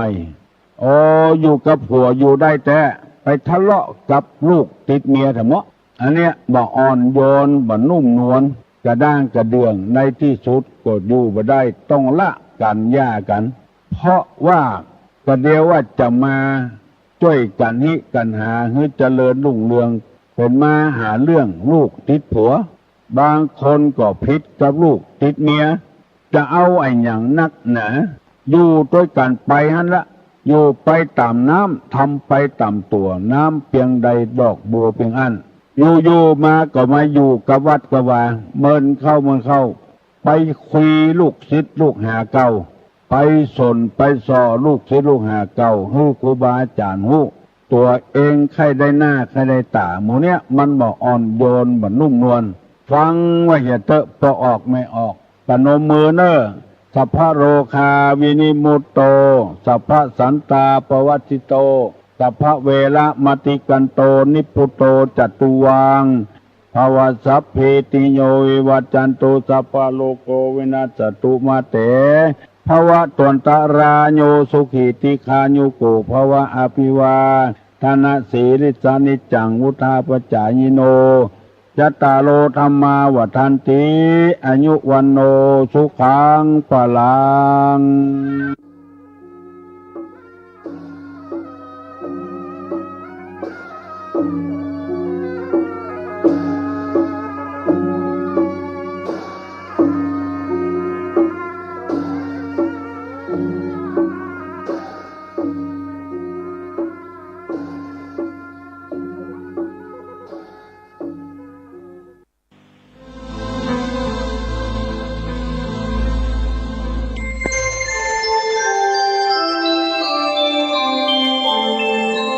ขณะนี้ท่านกำลังฟังสถานีวิทยุกระจายเสียง FM 104.5 เมกะเฮิรตซ์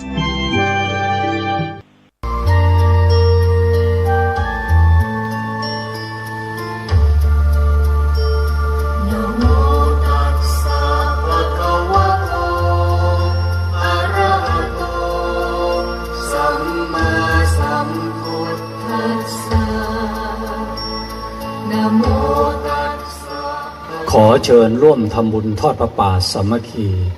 สมทบพัฒนาสร้างพุทธมณฑลจังหวัดเชียงใหม่ พื้นที่190 ไร่คณะสงฆ์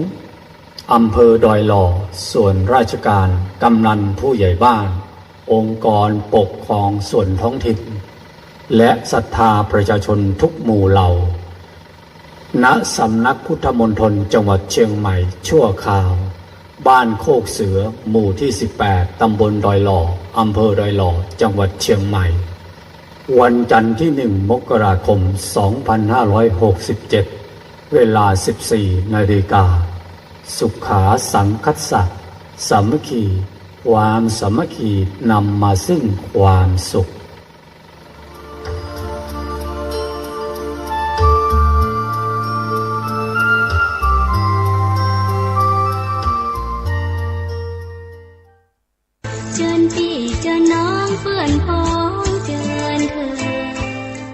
พยกมือสาขอมือไหว้เจ้าพี่นายน้องที่เคารพทุกท่านครับสาระธรรมกำเมืองครับปิกมาปะกับเจ้าพี่นายน้องเขาแล้วนะครับอยู่อู้จากันที่นี่ด้วยเรื่องราวสาระที่มีอยู่ในธรรมเมืองนะครับก็วันนี้ปิกมาอู้จากันโดยธรรมคร่าวนะครับเรื่องของ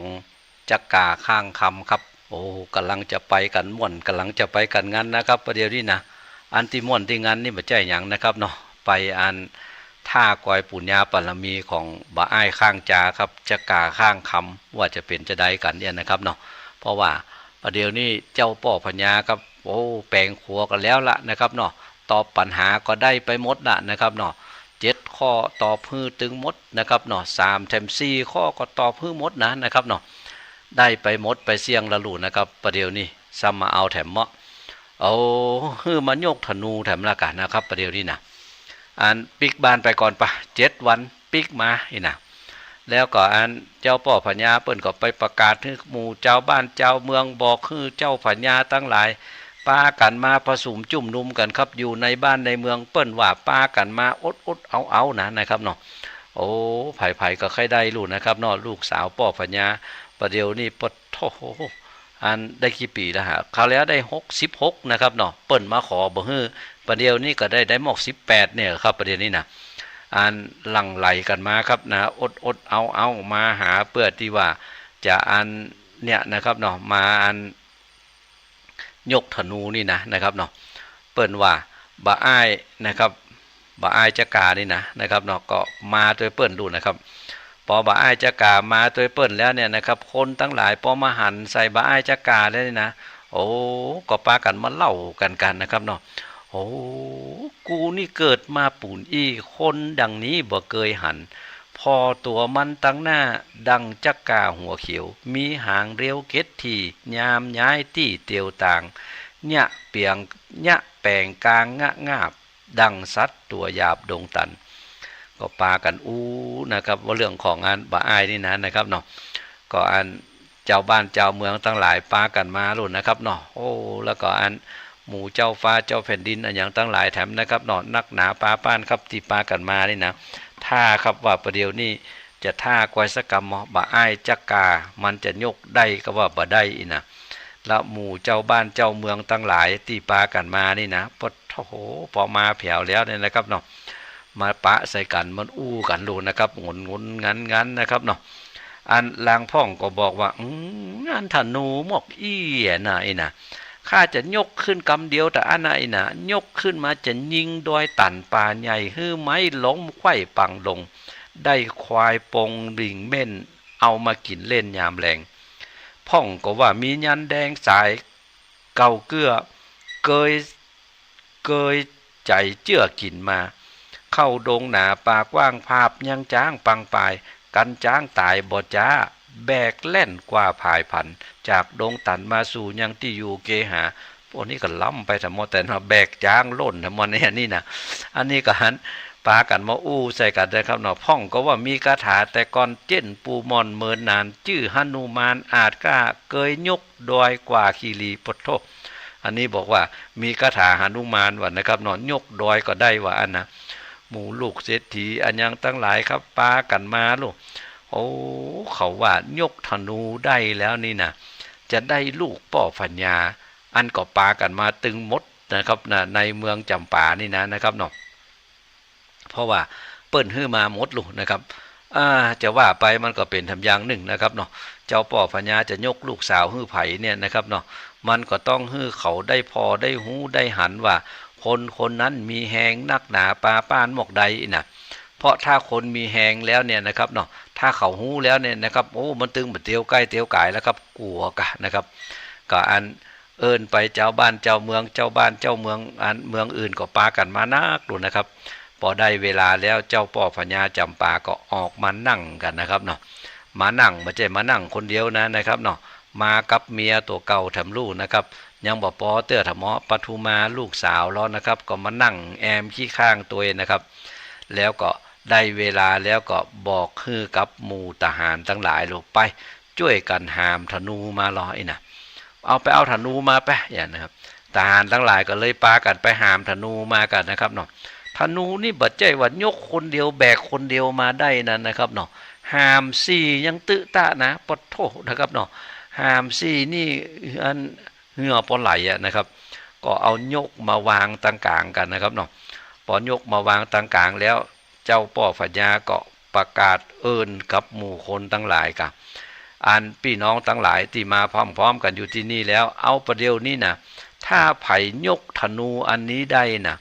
ข้าก็จะยกลูกสาวฮื้อว่าอันนะบ่จะยกธนูอันนี้ได้บ่ได้นั้นยกธนูอันนี้ได้แล้วเนี่ยฮื้อยิงใส่ดอยแก่นปุ้นว่าอันนะถ้าดอยนั้นจนว่าดอยนั้นน่ะมันล่มไปนะจะยกธนูได้แล้วฮื้อยิงได้ตัวนะ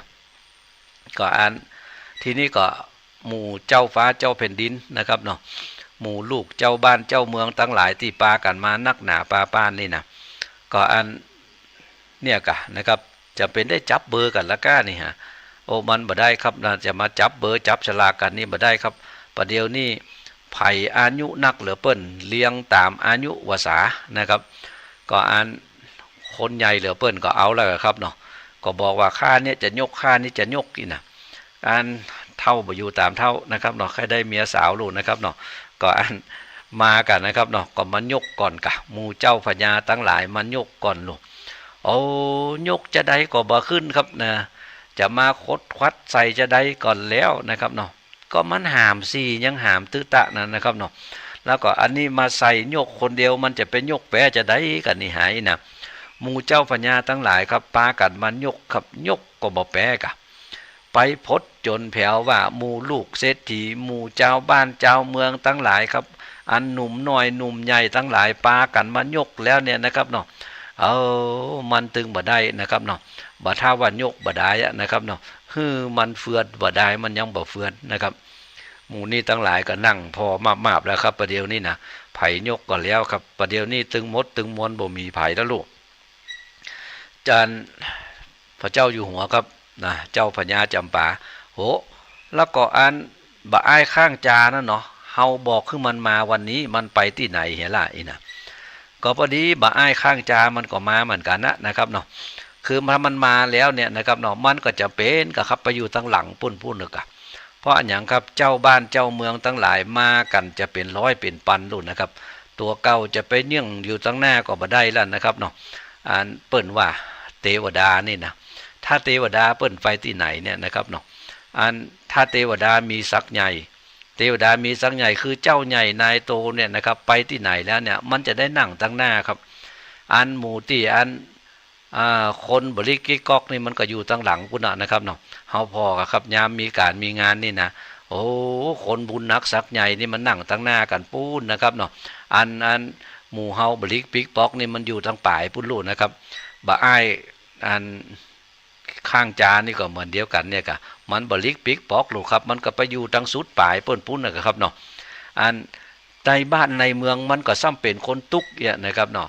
คนมีคนมีปอกินก็นั่งอยู่ตั้งหน้ามันเนี่ย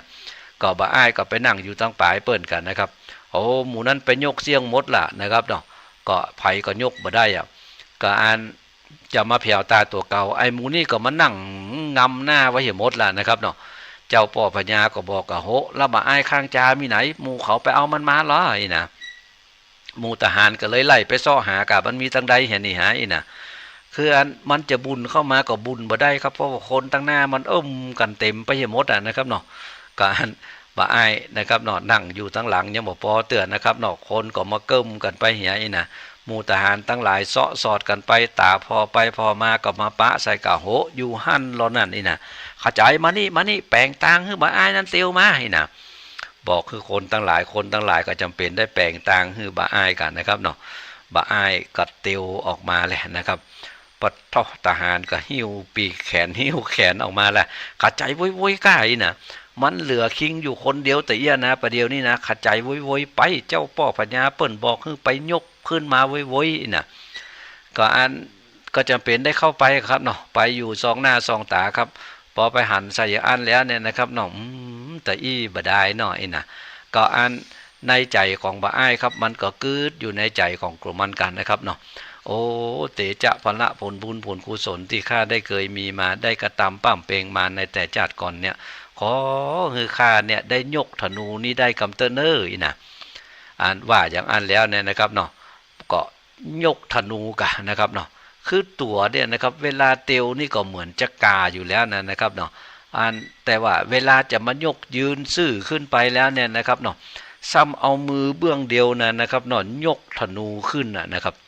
แล้วยกธนูขึ้นเบื้องเดียวยังบ่พอเตือนนะครับเนาะเอาลูกมันเข้าใส่แล้วก็ยิงลูกนะครับยกธนูขึ้นได้ยังขึ้นธนูแถมนั้นนะครับเนาะขึ้นธนูมาแล้วลูกธนูเข้าใส่นะครับยิงไปถูกใส่ดอยไปถูกใส่ผาปุ่นนะครับเนาะจนว่ามันแตกลูกนะครับเอานะครับเนาะกึดไปอย่างนะครับเนาะหาม4คนตื้อตะแต่มาแผ่วบ่อ้ายเนี่ยนะครับเนาะยกเบื้องเดียวเอามือยกให้เบื้องขึ้นสายให้เบื้องลูกกำลูกธนูเข้าใส่ยิงไปถูกใส่ดอยแตกกันไปให้ละนะครับเนาะยังบ่พอเตือนนะครับเปียลูกธนูเข้ามาใส่แถมยิงขึ้นฟ้าเปิ้นว่าลูกธนูยิงขึ้นฟ้าลูกเดียวยังพอครับเปียแถมลูก1ยิงขึ้นไปแถมนะครับเนาะเอาลูกธนู2ลูกนี่ขึ้นไปถูกใส่กันบนฟ้าเป็นไฟมาบต่อตานะครับเนาะปะโถแต่ไฟออกมามับเมฆตั้งบนบุญธรรมะนะครับเนาะยกเข้ามาแถมนะครับเนาะเอาลูกธนูเข้าใส่แถมลูก1ยิงขึ้นไปแถมกลายเป็นน้ำเร็วไวดับเปลี่ยวไฟบ่จ้าคนท่วนหน้าเล็งหันเขาป้ากันตึงหมู่จ่าก้าวว่ากัวนะครับคนตั้งหลายก็ป้ากันกลัวกันหมดกันนะครับประเดี๋ยวนี้นะครับแต่ตนบุญมันตึงอย่างเงี้ยนะครับเนาะใดที่เปิ้นเนี่ยบ่ได้นี่มันก็เนี่ยได้สักเตื้อบ่น่าเชื่อมันก็น่าเชื่อนะครับเนาะนี้ย้อนตนบุญนั่นนะครับเนาะเปิ้นยกบ่ได้ยกได้เปิ้นแปลงขัวคำบ่ได้แปลงได้นะครับเปิ้นไผบ่มีไผตอบปัญหาได้ตอบได้ยกธนูได้ก็ยกสำละนะครับประเดี๋ยวนี้นะโอ้ตั้งหลายมาหันใส่ครับประเดี๋ยวนี้โอ้เปิงแตะเปิงว่ากะบ่อ้ายนี่มันเปิงแตะน่ะที่จะมาได้ตัวของปทุมาไปเป็นเมียเนี่ยโอ้หน่อยนะตัวมันจะบ่เหมาะบ่งามก็แต่แห้งดีสติปัญญาก็ดีเป็นตนบุญตัว เปิงแต่เฮ้ยที่จะได้ตัวของปทุมาเป็นอันเมียนี่นะอีน่ะคนทั้งหลายอู้กันสาวๆครับแต่พ่อพญาบ่ยังอ่านแต่ว่าห้องตัวของบ่อ้ายข้างจามาใกล้เดี๋ยวก่อนที่จะยกลูกสาวของเฮาฮื้อนี่นะจะต้องมาตายปัญหากันก่อนประเดี๋ยวนี้นะอีน่ะอันต้องมาบอกก่อนว่าอันของที่มันอยู่ในหีบนั่นแหละมันเป็นอันหยังนี่นะอันเจ้าพญาครับตึงบ่เป็นน้ำแล้วครับโอ้เปิ้นว่าเจ้าพญาแท้ๆเนี่ยนะครับเนาะมันตึงมีหลายอย่างครับที่จะมาญะให้กับบ่อ้ายนี่นะยังบ่เตื้อเต้อนะครับเนาะบ่อ้ายยังบ่ได้เต้อนะครับยกอันธนูได้แล้วยังบ่ได้เตื้อฮื้อมาตายก่อนว่าอันมันมีหีบอยู่อันหนึ่งตั้งในหีบนั้นมันมีอันหยังอยู่ในหั่นอีว่าอันคนอื่นเปิ้นได้หันคนอื่นเปิ้นได้หูครับแต่บ่อ้ายบ่ได้หันบ่ได้หูเพราะว่าเมายกธนูยิงธนูครับโอ้แต่เนาะนะครับเนาะเดี๋ยวก่อนนะครับจะได้ยาบ่ได้ก็จะตายว่าอันหยังมีอยู่ในหีบแต่อันใดก่อนนะครับเนาะเฮาย่างฟังเพลงกันก่อนดีกว่าครับกำเดียวเฮาก้อยมาว่ากันต่อครับว่าจะเป็นจะได้กันต่อไปครับฟังเพลงครับเชิญเลยครับ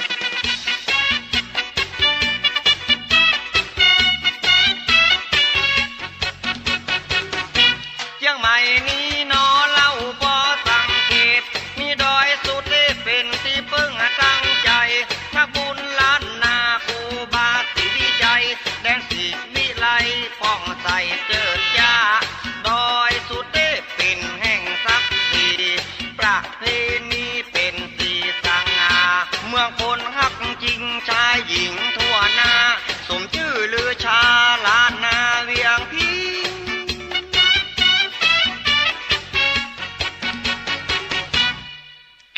เปิ้นว่าเจียงใหม่ใจบุญลำปูนปากหวานแป้งานลำปางชำเนียงเปิ้นชันบักไว้ว่าไปเลยลุงมันก็ยังเดียวกันนะกะจะไปยังใดลองฟังไว้ทีๆกะได้ยินเปิ้นเล่าให้ฟังนะถ้าเปิ้นเอาแป้งานลำปางกับเจียงใหม่มันดับบะเป้าแข่งกันนี่นะเปิ้นได้เป็นร้อยเฮากำลังได้ที่50อยู่เอโลโหแล้วไปแย่บะเต้ากันน่ะก็กับชำเนียงมาเหมือนกันเนี่ยกะนั่นเจียงใหม่นี่1บะเป้า2บะเป้า3บะเป้าแป้งานลำปาง1เป้า2เป้า3เป้าเปิ้นได้เป็นร้อยเฮาบ่ตันเปิ้นอีนะอันนั้นเปิ้นอู้เอาม่วนบ่ได้ก็แน่ว่าขยับแข่งกันชักกำบ่เนาะน่ะมันฟังกำเล่าบ่เต้าทหารชิปทหารบ่เต้ากำพ่อนะหมู่เฮาเนาะ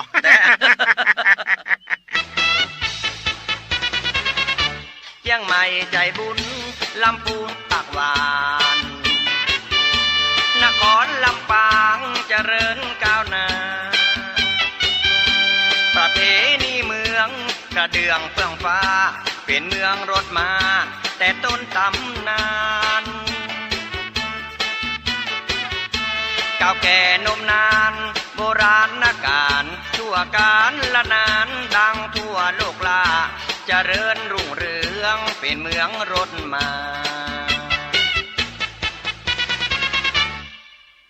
ลุงอันที่ว่าลำปางกับลำปูนเนี่ยที่ว่าอุ้มเหมือนกันนั่นมันอย่างไรก็โตมาจึงต่างกันนักพ่องเนอ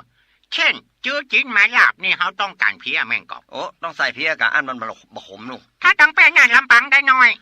ว่าไปเลยลุงก็ตากิโลเหมือนกันมันก็ได้เต้าเดียวกันนะบะเถียงครับบะเถียงแต่ชื่อจีนหมายลาบแป้งานลำปางขอเพี้ยได้น้อยเดียวแต่เนอะถ้ามาตั้งลำปูนขอเพ่ดอกได้นักนะสีได้นักเนาะถ้ามาตั้งเชียงใหม่ได้ใช่ยาวแต่มานั่นขอเพี้ย อันเนี้ยคือภาษาท้องถิ่น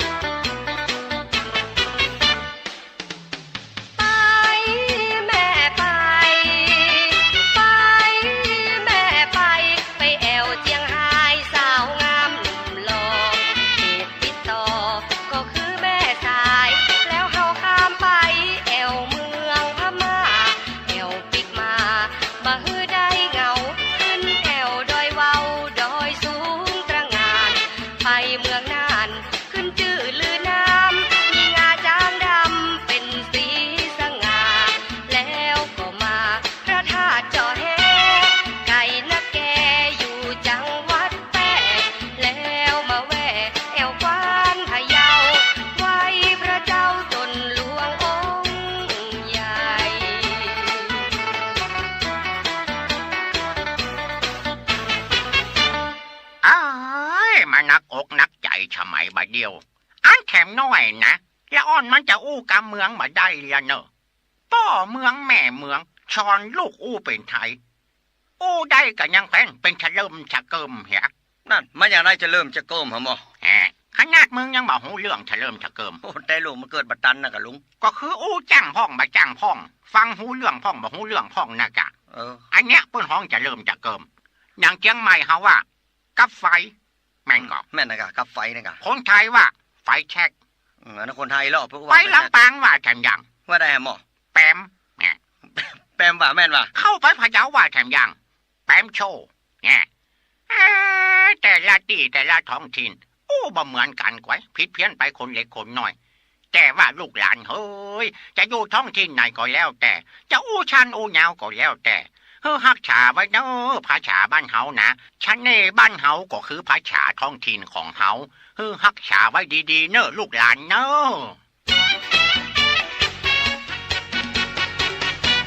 ะนะครับเนาะฟังเพลงกันไปแล้วปิกมาอู้จากันต่อครับสาระธรรมกำเมืองผมวิโรจน์อิศนนท์กำลังอู้จากับเจ้าพี่นายน้องของเฮาในช่วงเวลานี้กันอยู่นะครับ FM 104.5 คลื่นเพื่อการศึกษาพระพุทธศาสนาและวัฒนธรรมวัดฝ่ายหินอำเภอเมืองจังหวัดเชียงใหม่ครับโอ้แต่เนาะนะครับอันยกก็ยกได้แล้วครับยังบ่ฮื้อเตื้อครับยังบอกฮื้อหมู่ทหารทั้งหลายครับยับแมวครับเอาใส่ในหีบลูกยับแมวใส่หีบครับหีบนี่มันอย่างว่านั่นนะครับเนาะอันในหีบอันนี้นี่นะมันอันไผ่ตึงพอบหันละนะครับเนาะมันไม้แป้นอย่างดีครับเป็นหีบใหญ่รุ่นนะครับหามซี่นะครับเนาะยับแมวเข้าใส่ตั้งในฮะเนี่ยนะครับเนาะแมวห้องเงาอยู่ในฮะน่ะแมวห้องเงาอยู่ในเนี่ยนะครับเนาะคนตั้งหลายได้ยินกันเหียถึงหมดนะครับเนาะอันที่อันทหารหามอันหีดมานี่นะหมู่นั้นได้ยินหมดครับแมวอยู่ในฮะน่ะแต่บ่อ้ายมันยืนอยู่ทำเพิงนึ่งหลุนนะครับเนาะบ่ได้ยินสักคำนะครับเนาะแมวอยู่ทางในนั่นน่ะ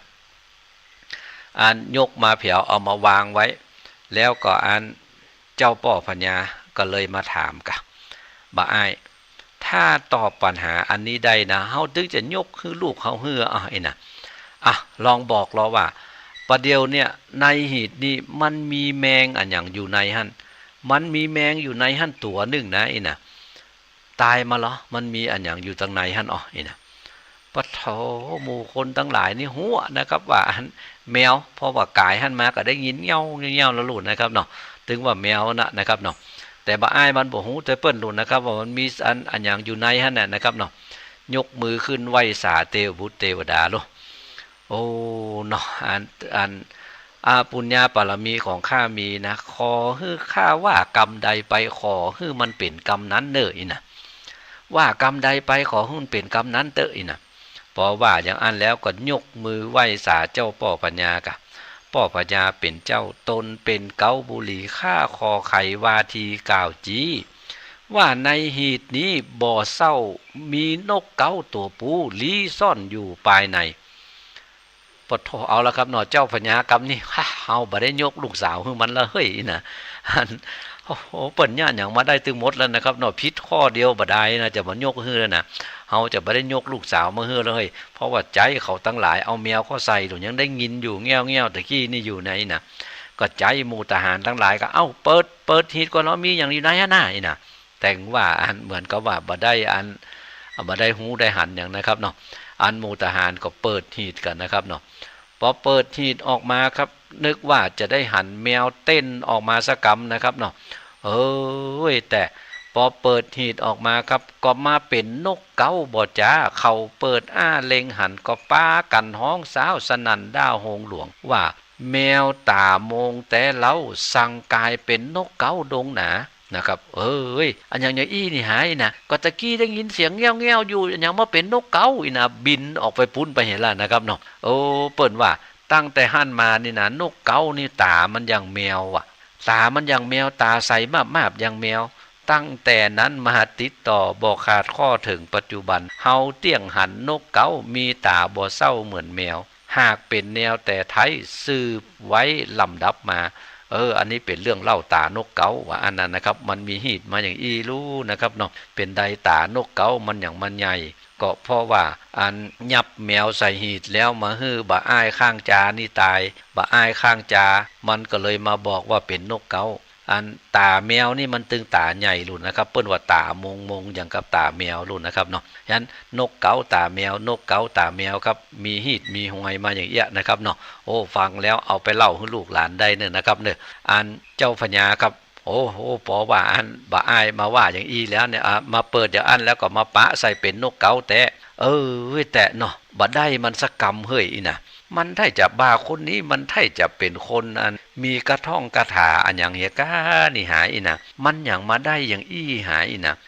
ฮอกมันเข้ามาใกล้ๆมานี่ก่อนอันกับเดียวจะยกลูกสาวฮื้ออีน่ะแต่ว่าก่อนจะยกลูกสาวฮื้อนี่นะขอแถมกำเตออีน่ะขอช่วยว่าอันบอกปัญหานี่มาแถมข้อหนึ่งก่อนถ้าบอกปัญหาข้อนี้มาฮื้อได้หมดเสี่ยงกันแล้วเนี่ยจะยกฮื้อแต่อีน่ะเอาแถมละนะครับแต่มันก็ตึงเสี่ยงตีงแต่เนาะนะครับเนาะอันได้ยังบ่ได้ยังค้างยังบ่ค้างยังนะครับเนาะ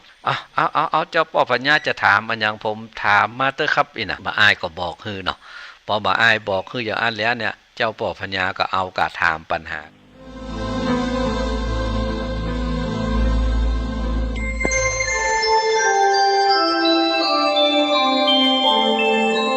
ขณะนี้ท่านกำลังฟังสถานีวิทยุกระจายเสียง FM 104.5 เมกะเฮิรตซ์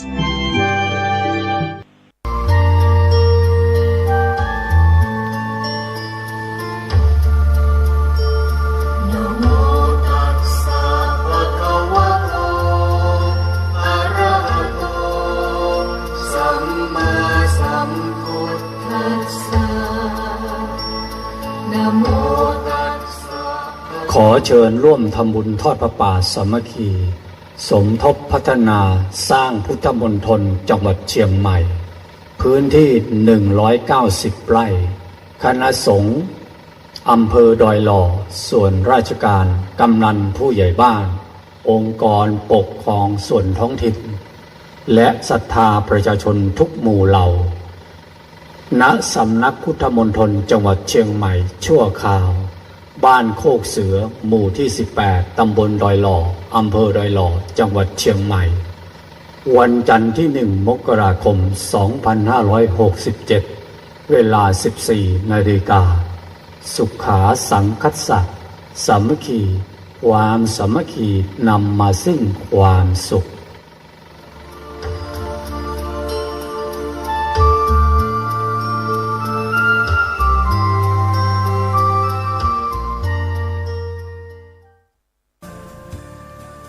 นะรัตนะขันตะธัมโมทุละธรรมมาจะพุทธธัมมารัตนะธัมมาธรรมะเมตตากรุณาสาธุโทก็ต้องขออนุโมทนากับท่านผู้ฟังทั้งหลายในชั้นนี้ก่อนที่เหตุปัจจัยของความดีที่สมบูรณ์ถึงพร้อมเนี่ยก็น้อมนำให้ได้มาพบกันอีกขออนุโมทนาในกุศลที่มีแรงหนุนส่งเนี่ยว่าหนุนส่งกันแรงๆว่าจะฟันฝ่ามาถึงชั่วโมงธรรมนี้ได้ขออนุโมทนาท่ามกลางของกระแสสัมผัสที่จะดึงดูดเราไปในทิศทางต่างๆวันเวลาก็ล่วงไปดับไปในโอกาสดีๆอย่างนี้ก็ไม่ค่อยมีบ่อย โอกาสที่จะไปให้ความสำคัญในเรื่องอื่นๆมันก็เข้ามาในโสตสัมผัส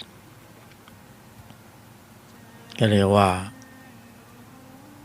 ท่ามกลางความหลากหลาย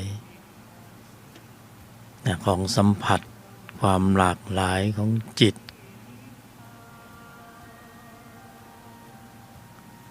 ในชั้น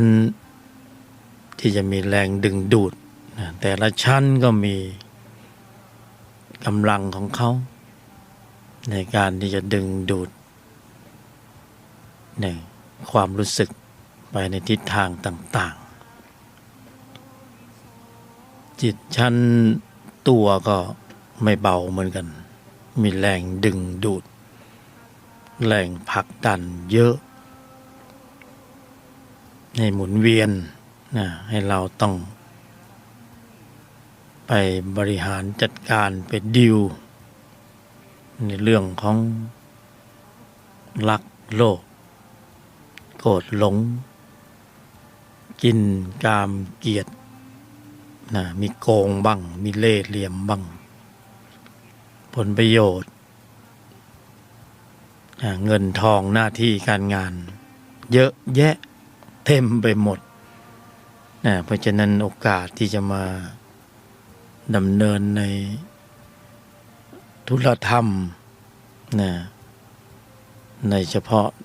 ในชั่วโมงนี้มันก็โอกาสมันก็จะน้อยลงไป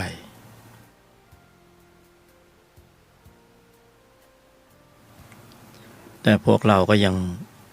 สามารถที่จะใช้จังหวะดีๆอย่างนี้มาลำดับมาดำเนินมาเจริญอยู่ในแนวทางของธรรมะมาฟังรายการธรรมะตามสั่งธรรมะเล็กๆเป็นร้านเล็กๆไม่ใช่ภัตตาคารหรือในห้างหรูพวกเราก็ยังให้ความสำคัญเป็นร้านเล็กๆให้ความสำคัญก็ยังมาดำเนินอยู่ผู้บรรยายก็เลยต้องขออนุโมทนาในโอกาสนี้ต่อกำลังของจิตที่มีองค์ประกอบมีกำลังมากถ้าไม่แน่จริงไม่มีกำลังจริงก็ไม่มาถึงชั่วโมงนี้ขนาดร้านเล็กๆร้านหนึ่งในมุมมืดๆข้างถนนธรรมะตามสั่งก็ยังมีคนมาเหมือนอาหารตามสั่งร้านเล็กๆคนก็ยังไปกินกันก็นำเสนอถึงแม้จะเป็นเล็กๆก็เหมือนเดิมแต่ละครั้งในการบรรยายก็เหมือนเดิมก็ต้องมีการทบทวนซักซ้อมทำความเข้าใจในยุทธศาสตร์ในยุทธวิธีธรรมะปฏิบัติเชิงลุกธรรมะปฏิบัติเชิงลุกต้องมีเวลาเล็กๆสำหรับการที่จะต้องตรวจสอบตรวจทานทบทวนหลักปฏิบัติหรือเรียกว่าธรรมวิจัยมาตรวจสอบตรวจดูเหมือนเจ้าหน้าที่ที่ต้องใช้อุปกรณ์ในการดูแลความสงบก็ต้องมีอุปกรณ์ก็ต้องคอยตรวจสอบตรวจทานดูอุปกรณ์พร้อมที่จะใช้งานได้หรือยังเพราะ พอถึงเวลาจะใช้งานก็ใช้ไม่ได้เราปฏิบัติธรรมในชีวิตประจำวันที่มีกระแสสัมผัสรอบทิศทางอายตนะภายในอายตนะภายนอกหูตาจมูกรูปรสกลิ่นเสียงเราก็ต้องมีหลักมีหลักของธรรมไว้ในใจอยู่ตลอดเวลา